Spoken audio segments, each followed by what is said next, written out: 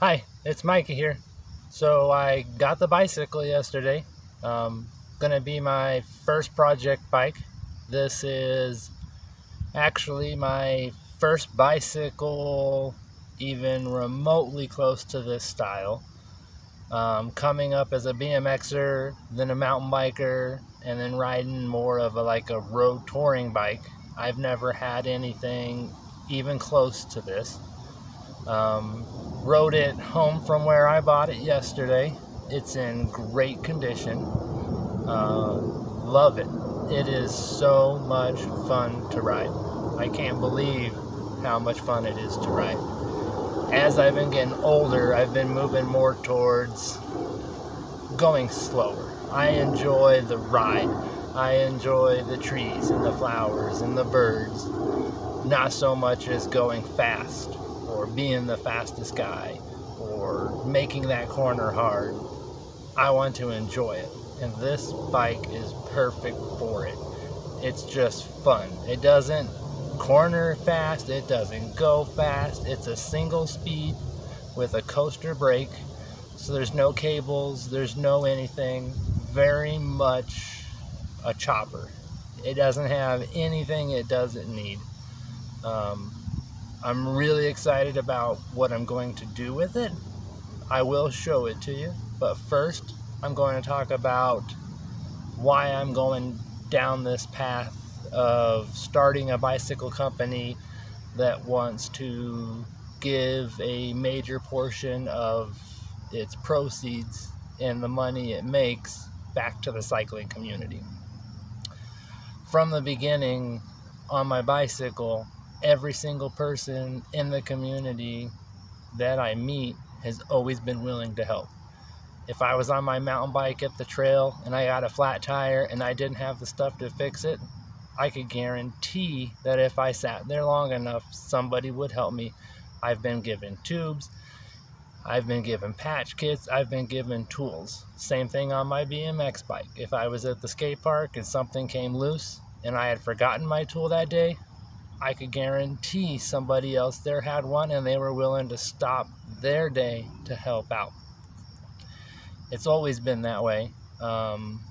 But there's been one person in particular that really pushed me to this idea of really giving back. Giving back more than just with your time, but in a way that could truly benefit the community. Um, his name is Randy Isip. He worked in the industry for years and years here in Colorado, raced in Colorado. Very amazing guy. He helped me out a bunch. There were times where my bike broke and he was able to get me a bike just like that without even thinking about it. He put something together and got me a bike. He constantly built bicycles for me. He built a mountain bike for me and gave it to me for at a price where I feel like he had to have lost money. He says he didn't, but I feel like he had to have. He never charged labor for the effort he put into it. He always just wanted to keep me riding and loved to keep me riding. And his constant giving really inspired me to want to give. One particular moment, it was about 2 or 3 weeks before my birthday, I had forgot my bicycle helmet at work because I had to ride the bus home the night before. When I rode to work the next morning, I rode without my helmet, and I told him I felt a little uncomfortable not having my helmet. And he went out on his lunch break and purchased a helmet for me, came back with a voucher and said, "There's one waiting for you at the shop. Happy birthday. You just got to go make sure you get the right size." And that's the kind of things he just constantly did. And he never asked anything in return, just wanted to help me ride. And he did that for everybody he knew. He was constantly just wanting to get people to ride. And that in particular inspired me to want to do something more than just build bicycles for people and start within the community and become a part of the community. I wanted to physically help out. So I'm hoping that I can get to a point where I can donate to companies and organizations that give back to the community via bicycle infrastructure, education, uh, bicycles for people who can't afford them, getting kids on bicycles. These are the things I want to do. As far as going down the path of the YouTube channel, mostly I just realized that social media is the way to get heard nowadays. Never been too big of a fan of social media, but there was one YouTuber in particular, Ryan Van Duzer, with Duzer TV. If you're watching this channel, there's a good chance you know who he is. Well known within the cycling community. He's much more of an adventure tourist cyclist, but his big goal is to just get people inspired to go outside and do something. Through the platform, he wants to get people out on bicycles, get people outside, get people doing anything outside. And his inspiration got me to go and do things on bicycles I normally wouldn't have done. So seeing what he was able to do through it inspired me to go down this path of the YouTube channel. I'm hoping that a lot of good things come from this. I've got my first project bicycle and several more projects to go. Unfortunately, it's going to be about a year to 2 years before I'm in a position where I have a welder, a pipe bender, a shop, and all of the things to start building my own frames. So between now and then, it's just going to be project bikes.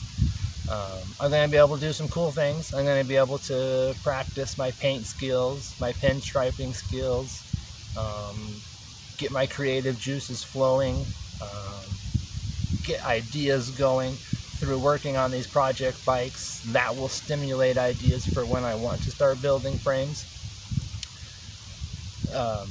Hopefully this excites somebody and they're willing to come along on this journey. So let me show you the bicycle. So here it is. It's a felt Bandit. I was told by the gentleman that I bought it from that it is all original, that this is how it came off of the floor if you wanted one. It has one of the longest front ends from a stock production bicycle that you can get, which is really cool. I absolutely love the front end. Let me take you in a little bit closer so you can see some more detail.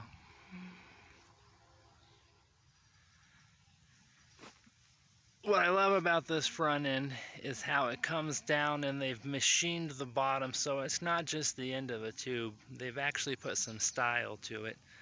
The red wheels, it's got brake tires, which are really cool. I was told that you couldn't get these tires unless you got a felt. The front end is really long, goes straight up into the handlebars. The handlebars are adjustable up and down through the pinch bolts right here. You can loosen these and it loosens up right here. Then it can move up, it can pivot back and forth. The frame is an aluminum frame. He said it was called a Ridgeback because of this ridge in the top. They left the weld open so that you can see it. It's got lots of style. I will be upgrading the cranks from a 1-piece to a 3-piece. I'm not a fan of the 1-piece. It just looks cheap to me. The chrome fender I plan on leaving the same. But here in the center where they have this almost gas tank style, I'm going to take and I'm going to put a little inlay where I pinstripe it and border it out. On the inside I'm going to do some planets, some nebulas, some stars, things like that. I'm going to do the same thing back here on this chrome plate. It will be painted or powder coated, I haven't decided yet. And then I will do the same thing in here, put a little inlay with a pinstripe border, use some planets, some galaxies. I haven't quite decided yet. Same idea along here, inside here. What I really like about this frame is what they did on this side, where the down tube meets the bottom tube. Right here, they've given it all kinds of style, and with this piece right here that they've added in, that gives me another place that I can do some cool graphics, some cool airbrushing. It may not look good because I haven't done very much airbrushing, but it's a project bike and it's my first bike, so I'm going to do what I can. All of these open and exposed welds, I plan on sanding them down a little bit and then bondoing them. I don't like that roughness. I'm going to smooth everything out, get everything smooth and even so that you can't even tell the welds and it looks like one seamless frame. I'm going to leave the wheels red and paint the rest of the bike the same red with those black inlays. The pinstriping will be a white border with a red inside, just to break up between the black and the red and the white, give it some offset. I'm probably going to end up doing a real leather seat and put on some leather grips. Right now it has these kind of plastic rubber ones. Not the biggest fan of it, but I'm excited. I'd like to know what you guys would want to do. What would you do to this bicycle? Would you leave it the same? What color would you want to make it? Would you change the bars? Would you change the wheels? What are your ideas? Obviously I've got mine, but I'm curious to think what you guys think of the bike. Put in the comments what you would do. I am going to start trying to upload at least once a week now that I have a project bike and I have some things to work on. Until next time, see you later.